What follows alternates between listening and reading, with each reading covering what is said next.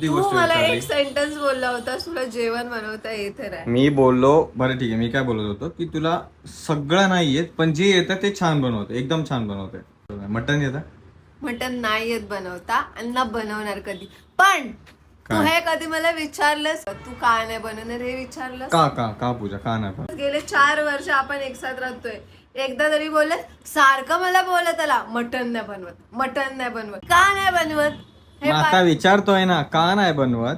आता विचारतोय काय नाही बनवत. तो बकरा असतो ना त्याला कापताना मी पाहिलं होतं माझ्या डोळ्याच्या समोर. तेव्हापासून मटन प्रकार हा माझ्या आयुष्यातून उडूनच गेला.